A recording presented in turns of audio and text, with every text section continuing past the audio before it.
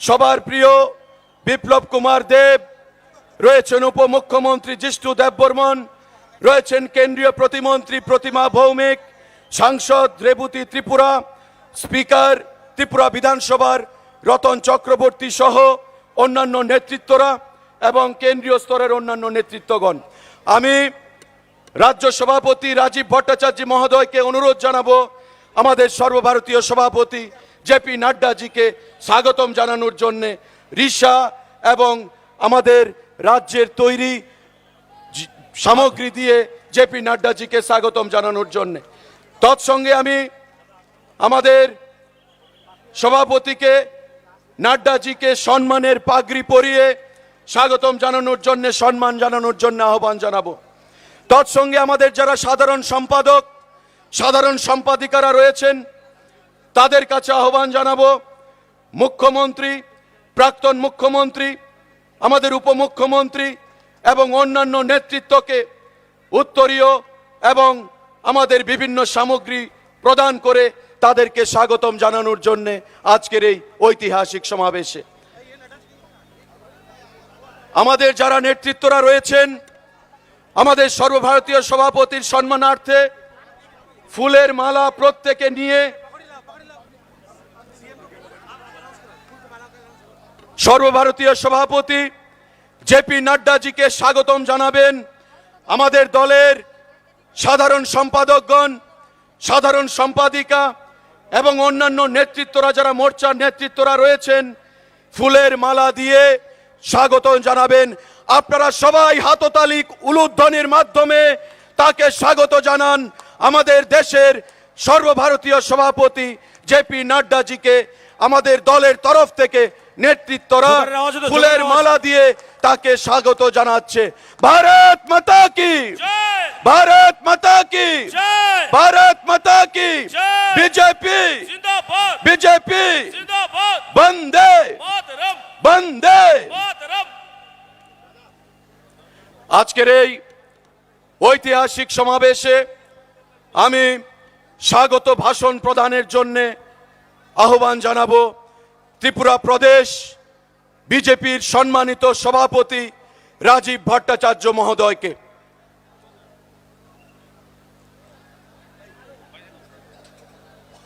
আজকে আমাদের মধ্যে উপস্থিত হয়েছেন আমাদের এই জনসংকল্প র্যালি, এই জনসংকল্প র্যালিতে উপস্থিত হয়েছেন আমাদের সর্বভারতীয় সভাপতি আদরণীয় জেপি নাড্ডাজি, উপস্থিত হয়েছেন আমাদের রাজ্যের মাননীয় মুখ্যমন্ত্রী প্রফেসর ডক্টর মানিক সাহা মহোদয়, প্রাক্তন মুখ্যমন্ত্রী আদরণীয় শ্রী বিপ্লব কুমার দেব মহোদয়, আমাদের উপমুখ্যমন্ত্রী জিষ্ণু দেববর্মন, আমাদের স্পিকার শ্রী রতন চক্রবর্তী মহোদয়, আমাদের এমওএস কেন্দ্রীয় মন্ত্রী প্রতিমা ভৌমিক, আমাদের ডক্টর মহেশ শর্মাজি, মহেন্দ্রজি, সম্বিত পাত্রাজি, যুব মোর্চার নেতৃত্ব এবং যারা এখানে মঞ্চে উপস্থিত হয়েছেন সকলকে স্বাগত জানাচ্ছি। পাশাপাশি আমার এই দেবদুর্লভ কার্যকর্তা আজকের এই জনবিস্ফোর যাত্রা, আপনারা যারা উৎসাহ উদ্দীপনার সঙ্গে যারা এই জনবিস্ফোর যাত্রায় সামিল হয়েছেন, আমি সকলকে আন্তরিকভাবে অভিনন্দন এবং শুভেচ্ছা জানাচ্ছি, স্বাগত জানাচ্ছি। বন্ধুগণ, গত 5ই জানুয়ারি আমরা আমাদের গৃহমন্ত্রী অমিত শাহজির হাত ধরে এই রথের শুভ সূচনা হয়েছিল জনবিস্ফোর যাত্রা। সেই জনবিস্ফোর যাত্রার আজকের সমাপ্তি অনুষ্ঠান। আমরা সৌভাগ্যবান, আমাদের সর্বভারতীয় সভাপতি মাননীয় জেপি নাড্ডাজি আমাদের মধ্যে উপস্থিত হয়েছেন। আর আজকের এই জনসমুদ্র প্রমাণিত করেছে 2023 অন্য কোনো দল নয়, ভারতীয় জনতা পার্টির সরকার এই ত্রিপুরা রাজ্যে পুনঃ প্রতিষ্ঠা হতে চলছে। আর 60 বিধানসভায় ভারতীয় জনতা পার্টির পদ্মফুল সেখানে পরিস্ফুটিত হবে। আমি আমার বক্তব্য দীর্ঘায়িত করছি না, কারণ আপনারা দীর্ঘক্ষণ অপেক্ষা করছেন আমাদের আদরণীয় জেপি নাড্ডাজি সর্বভারতীয় সভাপতির বক্তব্য শোনার জন্য। আমি শুধু একটাই আবেদন রাখবো যে আমাদের একটাই মূল মন্ত্র, যে আমাদের মূল সংকল্প একটাই, 2023-এ ভারতীয় জনতা পার্টিকে দুবার সরকারের ক্ষমতায় আনতে হবে। তাই বন্ধুগণ, সকলে আজকে সংকল্প নিয়ে আমরা সবাই মিলে আজকে এই 2023-এর যে আমাদের সংকল্প, সেই সংকল্পকে বাস্তবায়িত করব। আমি আমার আলোচনা দীর্ঘায়িত না করে সকলকে আবারও অভিনন্দন এবং স্বাগত জানিয়ে আমার কথা বলা শেষ করছি। তবে আমার সঙ্গে একবার অন্ততপক্ষে বলুন, মুষ্টি বন্ধ করে বলুন, ভারত মাতা কি, ভারত মাতা কি, BJP, BJP, Narendra Modi, Narendra Modi, JP Nadda, JP Nadda, Bharat মাতা কি। সবাইকে নমস্কার। ধন্যবাদ জানাবো প্রদেশ বিজেপির সম্মানিত সভাপতি রাজীব ভট্টাচার্য মহোদয়কে ওনার সংক্ষিপ্ত বক্তব্য রাখার জন্য। এখন আপনাদের সামনে বক্তব্য রাখবেন এ রাজ্যের সম্মানিত জনপ্রিয় মুখ্যমন্ত্রী প্রফেসর ডক্টর মানিক সাহা মহোদয়।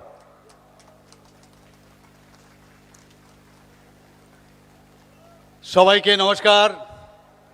যত না খুলুঙ্খা হাম্বাই, আজকের যে জনবিশ্বাস রথযাত্রা শুরু হয়েছিল ত্রিপুরা রাজ্যের দুই প্রান্তের থেকে, সেই রথযাত্রার আজকে সমাপন এবং সেটা আজকের আগরতলায় উমাকান্ত একাডেমির যে সম্মুখে যে ময়দান, সেখানে তার সমাপন হচ্ছে।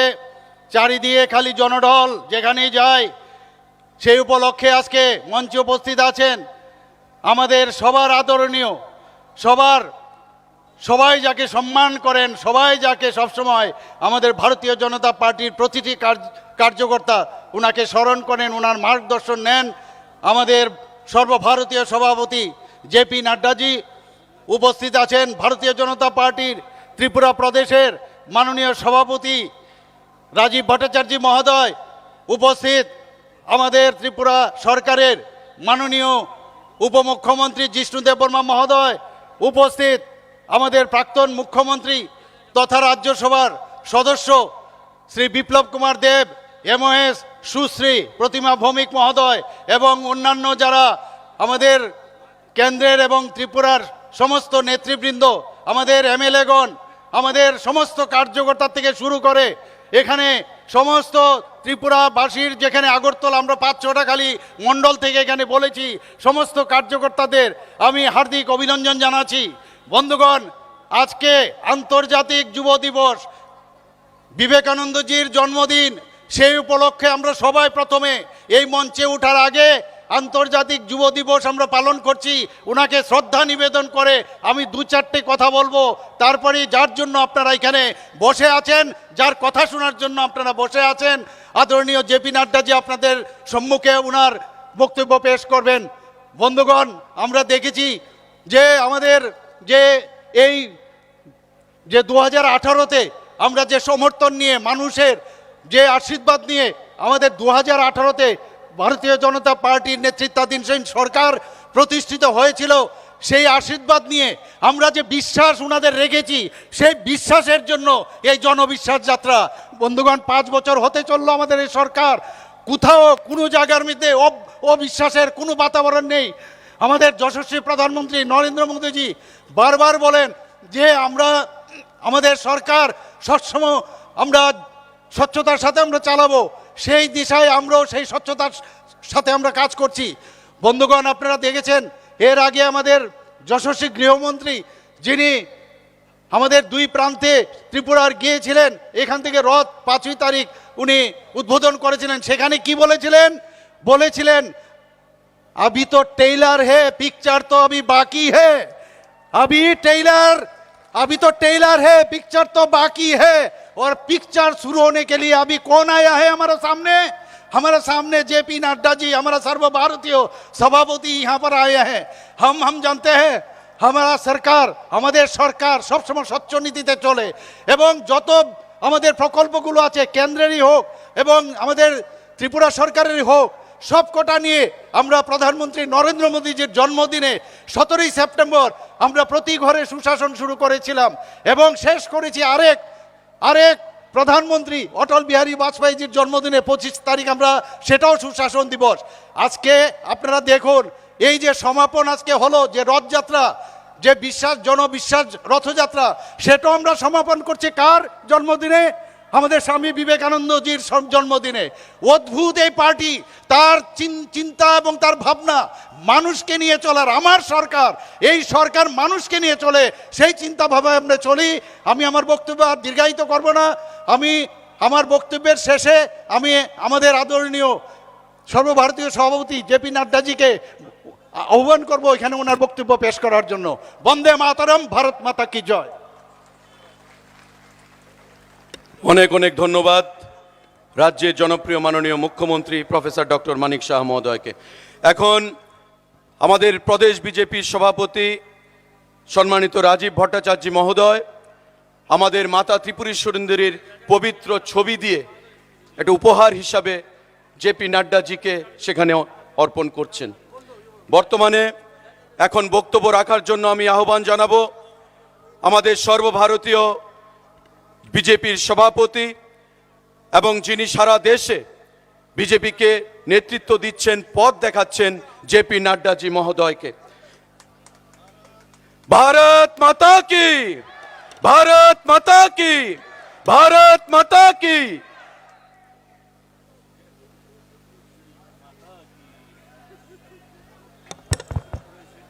आज के इस विशाल जनसभा में मंच पर उपस्थित त्रिपुरा के बहुत ही यशस्वी, प्रभावी, संवेदनशील मुख्यमंत्री सम्मानीय डॉक्टर मानिक शाह जी, हमारे प्रदेश के जुझारू और कर्मठ प्रदेश अध्यक्ष श्री राजीव भट्टाचार्य जी, हमारे उप मुख्यमंत्री श्री जिष्णुदेव बर्मन जी, राज्यसभा में मेरे साथी और पूर्व में मुख्यमंत्री रहे भाई विप्लव देव जी, भारत सरकार में मंत्री बहन प्रतिमा भौमिक जी, हमारे राष्ट्रीय प्रवक्ता संबित पात्रा जी, हमारे पूर्व मंत्री उत्तर प्रदेश से महेंद्र सिंह जी, हमारे लोकसभा में साथी और यहाँ के प्रभारी श्री महेश शर्मा जी, त्रिपुरा सरकार में हमारे सभी वरिष्ठ मंत्रीगण, विधानसभा में हमारे स्पीकर रतन चक्रवर्ती जी और हमारे दार्जिलिंग से सांसद और हमारे युवा मोर्चा के वरिष्ठ पदाधिकारी श्री राजू बिष्टा जी, सम्मानित मंच और आज जन विश्वास यात्रा के समापन कार्यक्रम में इस ऐतिहासिक मैदान में एकत्र आए अगरतला में हमारी देवी और सज्जनों, मेरे नौजवान साथी और मीडिया के मेरे साथी, प्रिंट मीडिया और इलेक्ट्रॉनिक मीडिया के मेरे साथी, मेरा ये सौभाग्य है कि आज अंतर्राष्ट्रीय युवा दिवस के रूप में मनाने वाले स्वामी विवेकानंद जी के जन्म दिवस पर जन विश्वास यात्रा की समाप्ति पर मुझे यहां आने का सौभाग्य मिला है। और जब मैं यहां आया हूं तो त्रिपुरा में आऊं और मां त्रिपुरा सुंदरी को नमन न करूं तो मेरी यात्रा अधूरी होगी। इसलिए सबसे पहले तो मैं माता त्रिपुरा सुंदरी को नमन करता हूं और आशीर्वाद लेकर अपनी बात को प्रारंभ करता हूं। और मैं जब अगरतला में आऊं तो शिव भगवान को, उमनेश्वर मंदिर को याद न करूं तो भी मेरी यात्रा अधूरी होगी। इसलिए मैं शिव भगवान को याद करते हुए उमनेश्वर मंदिर को नमन करते हुए अपनी बात को प्रारंभ करता हूं। मित्रों, आज युवा दिवस है, स्वामी विवेकानंद जी की जन्म तिथि है। यह बहुत ही शुभ दिन है जब एक संकल्प के माध्यम से त्रिपुरा की जनता का जन विश्वास लेकर हम यहां इतनी बड़ी संख्या में एकत्र आए हैं।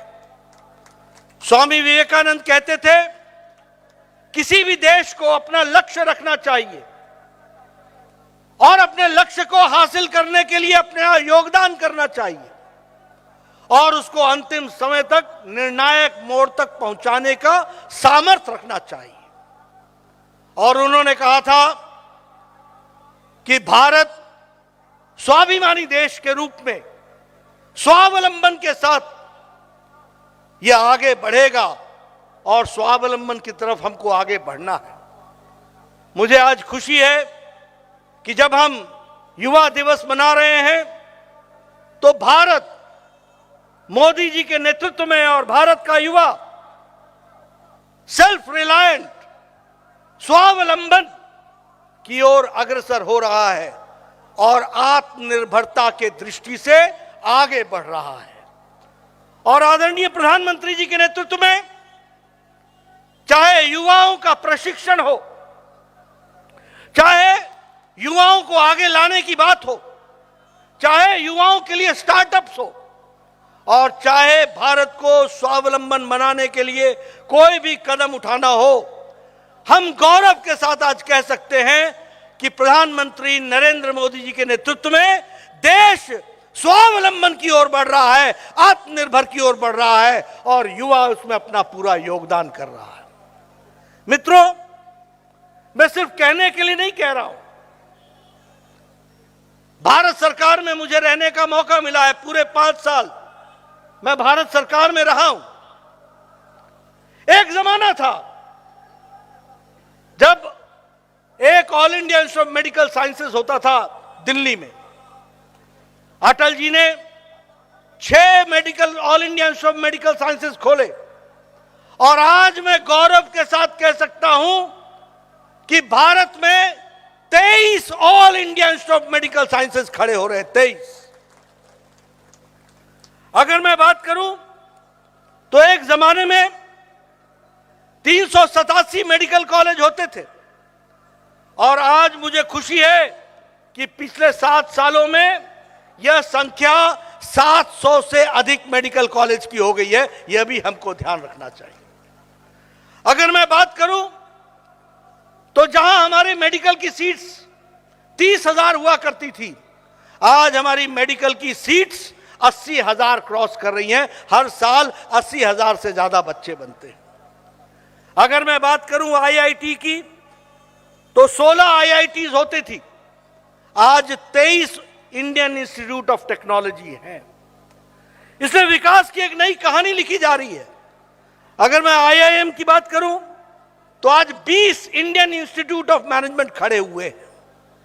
और अगर मैं विश्वविद्यालयों की बात करूं, क्योंकि ये युवा दिवस है, तो 723 विश्वविद्यालय से बढ़कर अब 1050 विश्वविद्यालय बनकर के तैयार हुए हैं जो काम कर रहे हैं। मित्रों, आज मैं नारा सुन रहा था, मोदी है तो मुमकिन है। ये नारा बहुत सही है। मोदी है तो मुमकिन है और मोदी है तो बदलता भारत है, आगे बढ़ता हुआ, छलांग लगाता हुआ भारत है। और फिर मैं कहने के लिए नहीं कह रहा, नई शिक्षा नीति दी गई है। कभी किसी ने सोचा था कि बंगाली में उत्तर देकर के कोई डॉक्टर बनेगा? कभी किसी ने सोचा था कि असमिया भाषा में वो मेडिकल का डॉक्टर की परीक्षा देगा? कभी किसी ने सोचा था कि हम लोकल भाषा में अपनी पढ़ाई कर सकेंगे? लेकिन मोदी जी ने भारत को इंडिया से निकालकर भारत पहुंचा दिया है, भारत की तरफ आगे बढ़ाया है। यह भी समझना चाहिए। अब भारतीय भाषाओं में साधारण बच्चा पढ़ाई करके कंपटीशन देकर के आगे बढ़ सकता है। अगर मैं स्वास्थ्य की बात करूं, मैं आ रहा था, मुझे मानिक शाह जी ने दिखाया वो विक्टोरिया के जमाने का हॉस्पिटल। ये सामने उसकी बिल्डिंग है, आप देख रहे हैं। ये सारी बिल्डिंगें पिछले 5-6 सालों में खड़ी हुई हैं। सुपर स्पेशलिटी ब्लॉक, नए नए मेडिकल कॉलेजेस के लिए बिल्डिंग, ये सब देने का काम किया है तो आदरणीय प्रधानमंत्री नरेंद्र मोदी जी के आशीर्वाद से हुआ है। यह भी हमको याद रखना चाहिए। और अगर मैं स्किल इंडिया की बात करूं तो मुझे खुशी है कि आज भारत का लगभग 1.5 करोड़ युवा अब स्किल्ड लेबर हो गया है और स्किल्ड दृष्टि से वो आगे बढ़ रहा है। यह भी हमको ध्यान में रखना चाहिए। और अगर मैं त्रिपुरा की बात करूं तो एक समय में त्रिपुरा अभावग्रस्त था एक समय में त्रिपुरा अभाव से, हर चीज से वंचित था। आज हम कह सकते हैं कि त्रिपुरा समृद्ध त्रिपुरा की ओर आगे बढ़ चला है और उसको बढ़ाने का काम चल रहा है। एक त्रिपुरा, श्रेष्ठ त्रिपुरा, उन्नत त्रिपुरा, सुशासित त्रिपुरा, ये लक्ष्य लेकर के हम चले हैं और डबल इंजन की सरकार में यह काम बहुत अच्छे से हो रहा है। आज जिस जन विश्वास यात्रा में आप यहां समापन में आए, 5 तारीख को भारत के गृह मंत्री ने इसकी शुरुआत की थी और मुझे खुशी है कि 200 से ज्यादा जनसभाएं हुई हैं। 8 जिलों में 60 विधानसभाओं से होती हुई, 100 पद यात्राएं करती हुई, 50 रोड शो करती हुई आज ये बड़ा समागम हमारे सामने दिखता है और जनता का विश्वास लेकर के आया है। मित्रों, मैं आपकी तालियों की आवाज से पहचान लेता हूं कि आपने तय कर लिया है, एक बार भाजपा, बार बार भाजपा, ये आपने तय कर लिया है और इसलिए आप उस ओर अपने आप को अग्रसर करने में पूरी ताकत लगा रहे हैं। मित्रों, मैं यहां एक बात और बताना चाहता हूं। आज हम, आपको जानकर खुशी होगी, ये कोरोना का संकट आया, ये यूक्रेन का युद्ध आया, ये पावर सप्लाई की चेन व्याधित हुई, बाधा पहुंची इसमें। इसके बावजूद भी मोदी जी के नेतृत्व में भारत की अर्थव्यवस्था मुसीबत में भी तीव्र गति से आगे बढ़ती चली गई है। और आपको जानकर खुशी होगी कि जिन अंग्रेजों ने, ब्रिटानिया ने भारत को 200 साल तक राज किया, उस ब्रिटानिया को पछाड़ते हुए भारत आज दुनिया की 5वें नंबर की अर्थव्यवस्था बन गई है और हम 5वें नंबर पर पहुंच गए हैं। अगर मैं बात करूं ऑप्टिकल फाइबर की, गांव गांव में ऑप्टिकल फाइबर के माध्यम से ब्रॉडबैंड पहुंचाया जा रहा है। यह इंटरनेट का जमाना है और इंटरनेट के जमाने की बात अगर मैं करूं तो 2014 में ऑप्टिकल फाइबर 340 किलोमीटर बिछा था। आज भारत में 2,80,000 किलोमीटर ऑप्टिकल फाइबर बिछ गया है और गांव गांव में, पंचायत पंचायत में ऑप्टिकल फाइबर के माध्यम से इंटरनेट की व्यवस्था की जा रही है। एक नया आयाम, एक नई सोच देश को आगे बढ़ाने के लिए नए कीर्तिमान कर रहे हैं। मित्रों, आपको जानकर आश्चर्य होगा, भारत 2014 में 92%, 92% मोबाइल बाहर से इंपोर्ट करता था, बाहर से लाता था। आज आपको जानकर खुशी होगी कि भारत मोबाइल बनाने में दुनिया में दूसरे नंबर पर खड़ा है और 97% मोबाइल भारत में बन रहा है। यह है मोदी जी का बदलता भारत, जिसको हमको समझना होगा। अगर मैं बात करूं स्टील की, तो इस्पात में भारत दूसरे नंबर पर खड़ा है। अगर मैं बात करूं ऑटोमोबाइल इंडस्ट्री में, ऑटोमोबाइल में, तो भारत अब तीसरे नंबर पर खड़ा है।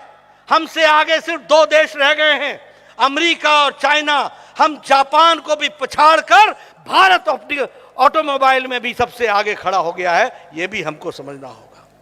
मैं यहां यह भी आपको बताना चाहता हूं कि दवाई के दृष्टि से सबसे सस्ती और सबसे अच्छी दवा बनाने की फार्मेसी भारत बन गई है और दुनिया में प्रगतिशील देशों को सस्ती दवा देने में भारत आगे बढ़ा है और उसके साथ साथ 138% हमारा बाहर का व्यापार बढ़ गया है। अगर मैं केमिकल्स की बात करूं तो हमारा 106% एक्सपोर्ट बढ़ गया है। और अगर मैं डिफेंस की बात करूं, ये इसलिए मैं डिफेंस की बात करता हूं कि कांग्रेस के रजीम में, यूपीए की सरकार में पनडुब्बी में भी भ्रष्टाचार, हेलीकॉप्टर में भी भ्रष्टाचार, हवाई जहाज में भी भ्रष्टाचार, बुलेट प्रूफ जैकेट में भी भ्रष्टाचार। लेकिन आज भारत दुनिया में डिफेंस के एक्सपोर्ट में 364% आगे बढ़ गया है। अब हम देने वाले भारत हो गए, यह भी हमको समझना चाहिए। मित्रों, मैं पूर्व में स्वास्थ्य मंत्री रहा हूं, इसलिए आपसे मैं कोविड की चर्चा जरूर करूंगा। आपके सामने टेलीविजन पर आजकल चाइना की तस्वीरें आ रही थी, और मैं यहां भी देख रहा हूं, आप सब लोग बैठे हैं, बड़े नजदीक नजदीक बैठे हैं, किसी ने भी मास्क नहीं लगाया है, किसी ने भी मास्क नहीं लगाया है। यह भारत की तस्वीर, यह संभव हुई है तो मोदी जी ने 220 करोड़ टीकाकरण, डबल डोज, साथ में बूस्टर लगाकर सुरक्षा कवच मुफ्त में पहनाया है। यह भी हमको ध्यान में रखना चाहिए।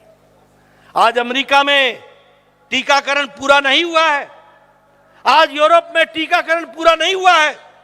हमसे समृद्ध देश होने के बावजूद भी कोरोना का संकट उनके ऊपर गहराया रहता है, लेकिन भारत आज 220 करोड़ टीकाकरण करके और वह बूस्टर डोज लगा करके वह सक्षम तरीके से खड़ा है। यह फर्क है, और आपको जानकर खुशी होगी, मैं आपसे बताना चाहता हूं, इस देश में ट्यूबरक्लोसिस की दवा को नेशनल प्रोग्राम बनने में 25 साल लगे। इस देश में टेटनस की दवा को राष्ट्रीय प्रोग्राम बनने में 28 साल लगे। इस देश में चेचक की दवा को आने में 30 साल लगे। इस देश में, अपने देश में जापानी बुखार की दवा को आने में 100 साल लगे। 1906 में दवा जापान में बन गई थी और 2006 में भारत में आई। इस देश में पोलियो की दवा को प्रोग्राम बनने में 28 साल लग गए, लेकिन कोरोना 2020 की जनवरी में आया था। मोदी जी ने टास्क फोर्स 20 अप्रैल को बैठाया था और 9 महीने के अंदर मोदी जी के नेतृत्व में भारत ने एक नहीं 2-2 टीके बना करके दिए। यह भी हमको ध्यान में रखना चाहिए। और मित्रों, हम लोगों ने वैक्सीन मैत्री में 100 देशों को मुफ्त में, अब 100 देशों को टीका पहुंचाया है, जिसमें से 48 देशों को मुफ्त पहुंचाया है। यानी भारत अब लेने वाला नहीं है, भारत अब देने वाला हो गया है, दुनिया को देने वाला हो गया है। यह भी हमको समझना चाहिए। और इसीलिए जब मैं कोरोना की बात करता हूं तो हमको ध्यान में रखना चाहिए कि हम किस तरीके से विकास कर रहे हैं। मित्रों, यहां मैं ये भी बताना चाहूंगा, चाहे त्रिपुरा हो, चाहे देश का कोई भी राज्य हो, गांव, गरीब, वंचित, पीड़ित, शोषित, दलित, हमारे आदिवासी भाई, हमारे युवा साथी, हमारा किसान भाई, हमारी महिलाएं, सबके लिए काम किया है तो प्रधानमंत्री मोदी जी के नेतृत्व ने किया है और नीतियों ने किया है। और कहने के लिए मैं नहीं कह रहा हूं, उज्ज्वला, उजाला, सौभाग्य, स्वच्छता अभियान, शौचालय, ये सारी चीजों ने महिलाओं को मुख्य धारा में ला करके खड़ा किया है। महिला शक्ति, प्रधानमंत्री आवास योजना, आज मैं जाने वाला हूं एक बॉर्डर के स्थान पर, उस गांव का नाम मैं भूल गया,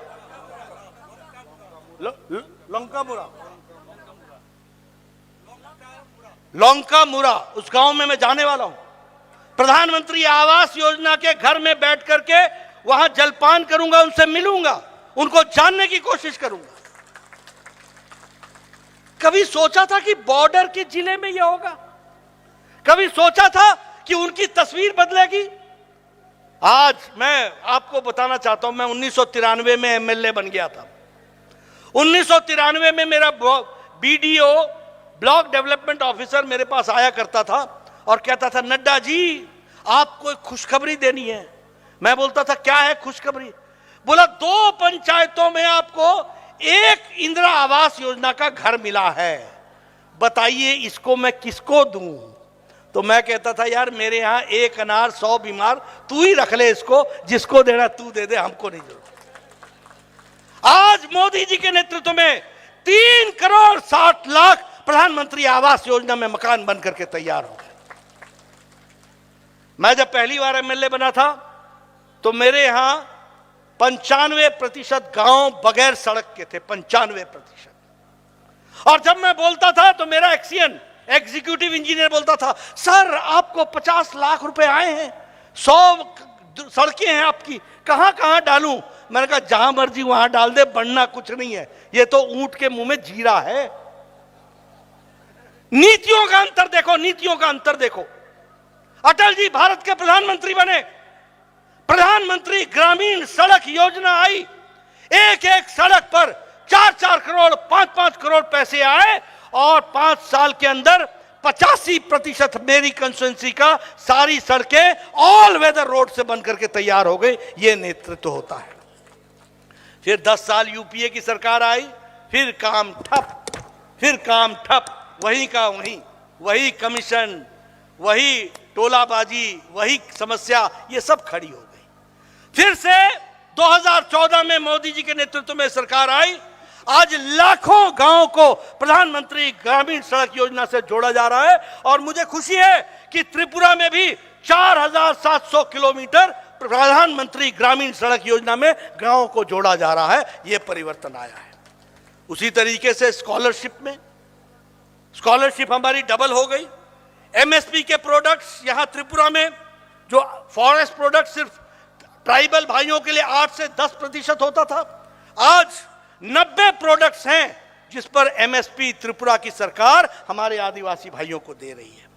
और उसी तरीके से वनधन केंद्र में 50,000 हमारे ट्राइबल एरिया के वनधन केंद्र हैं जिन्होंने 9 लाख ट्राइबल्स को एम्प्लॉयमेंट देने का काम किया है, रोजगार देने का काम किया है। जनजाति गौरव दिवस के तहत ट्राइबल्स के लिए 15 नवंबर को तारीख तय की गई है और वह गौरव दिवस के रूप में मनाया जा रहा है। हमारे फ्रीडम फाइटर्स जिन्होंने आज़ादी की लड़ाई में हमारे आदिवासी भाई ने काम किया, उनके लिए म्यूजियम बनाने का काम किया जा रहा है।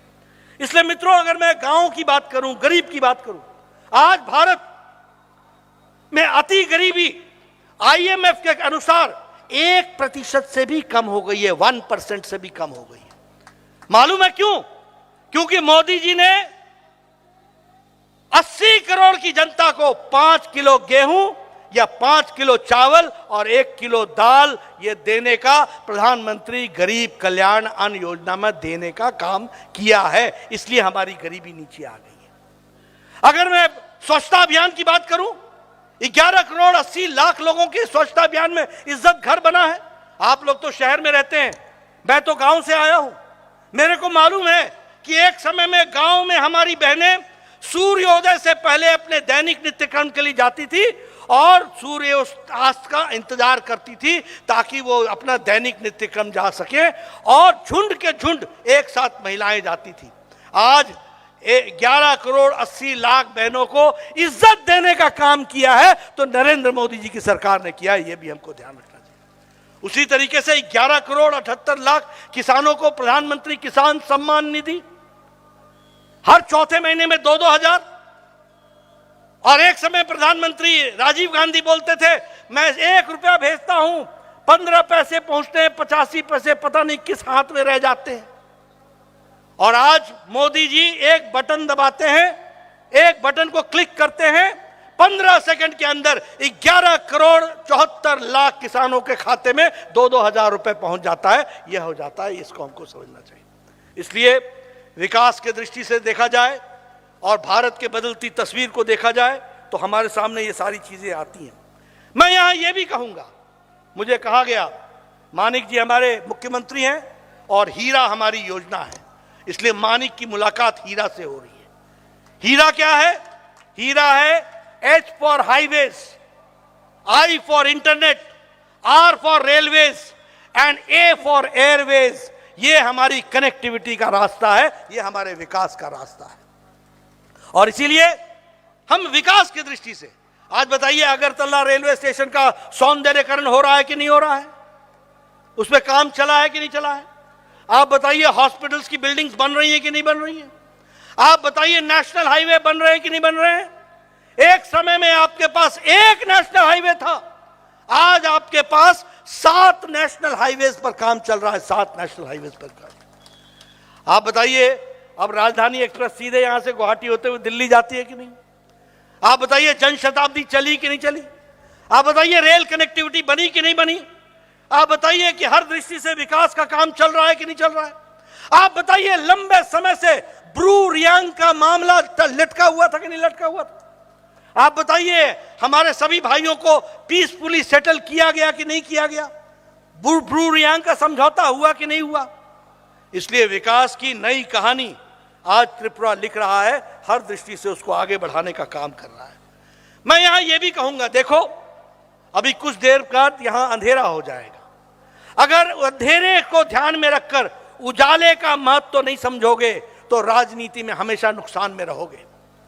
आपको अगर बीजेपी को याद करना है तो बीजेपी के साथ साथ सीपीएम की सरकार के भी दिन भी याद रखो।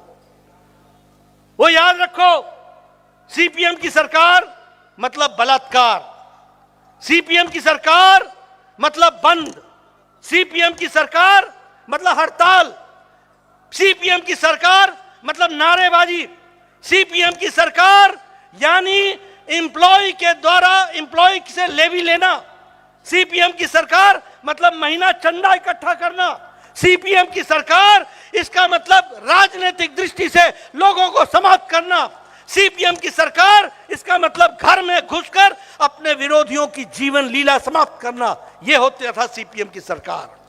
और बीजेपी की सरकार मतलब हाईवे, बीजेपी की सरकार मतलब इंटरनेट, बीजेपी की सरकार मतलब रेलवेज, बीजेपी की सरकार मतलब एयरवेज, बीजेपी की सरकार यानी हॉस्पिटल, बीजेपी की सरकार मतलब भ्रष्टाचार मुक्त और विकास युक्त सरकार। यह हमको समझना होगा। मित्रों, मैं आपसे यह बताना चाहता हूं, कम्युनिस्टों के दौरान लॉ एंड ऑर्डर की स्थिति दुर्दशा क्या थी? आप बताइए, आगजनी होती थी कि नहीं होती थी? सीपीएम के कार्यकर्ता आगजनी करते थे कि नहीं करते थे? करते थे कि नहीं करते थे? अपने विरोधियों की जान लेते थे कि नहीं लेते थे? मैं खुशी के साथ और दावे के साथ यह कह सकता हूं, जब से विप्लव देव और बाद में मानिक शाह की सरकार आई है, एक भी पॉलिटिकल मर्डर त्रिपुरा की धरती पर नहीं हुआ है। यह मैं कह सकता हूं, एक भी पॉलिटिकल मर्डर। आपको इलाज के लिए प्रदेश से बाहर जाना पड़ता था, आज आपका इलाज प्रदेश में हो रहा है। अगर मैं बात करूं तो कम्युनिस्ट के जमाने में टी गार्डन्स के लोगों की हालत खराब थी। आज टी गार्डन्स के दृष्टि से देखा जाए तो मानिक शाह की सरकार ने दुगनी उनकी चिंता की है और उनकी आमदनी को भी दुगना करने का काम किया। ये आपको याद रखना चाहिए। उसी तरीके से मैंने आपको पहले बताया कि एक नेशनल हाईवे से हम 7 नेशनल हाईवे तक पहुंच गए। आज वर्क कल्चर वापस आ गया है और वर्क कल्चर के माध्यम से हम काम कर रहे हैं। कम्युनिस्टों के दौरान रेगा, जिसको जो मनरेगा होती थी, उस मनरेगा में भ्रष्टाचार ही भ्रष्टाचार था। सारे लोग, अफसर से लेकर के कर्मचारी से लेकर साधारण व्यक्ति, भ्रष्टाचार में ही होता था। लेकिन जब से हमारी सरकार आई है,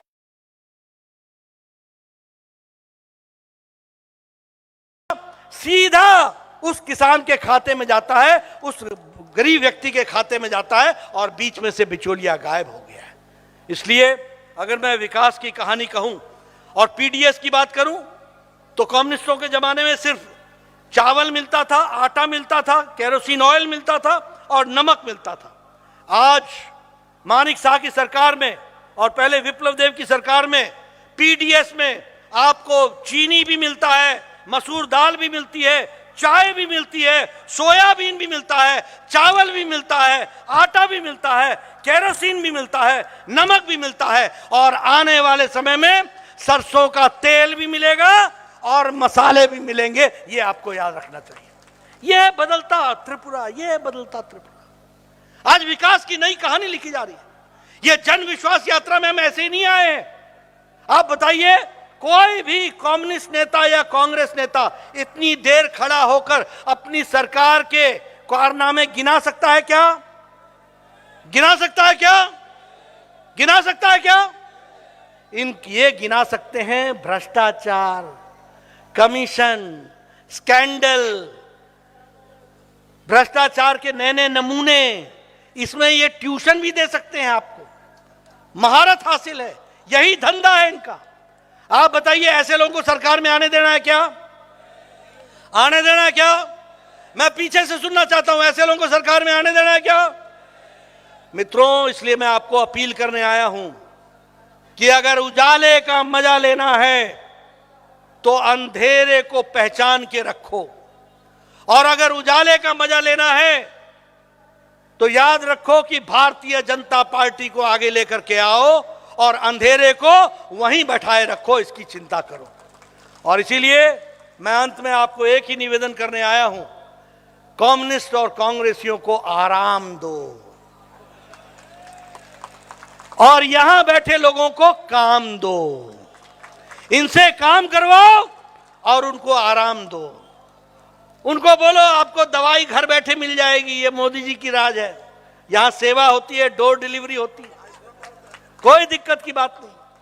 और आपको वैसे भी आप बेरोजगार हो गए, मन भी आपका ठीक नहीं लगता होगा, दवाई की जरूरत तो पड़ती होगी, मैं तो दवा भी देता हूं आपको और दुआ भी देता हूं। आप रहिए जहां हैं वहां खुश रहिए, आप आराम कीजिए और ये काम करें। क्यों? इसलिए नहीं कि इन्होंने कुर्सी पर बैठना है, इसलिए कि इन्होंने कुर्सी के माध्यम से त्रिपुरा की जनता की तस्वीर और तकदीर बदलनी है, सेवा के भाव से काम करना है।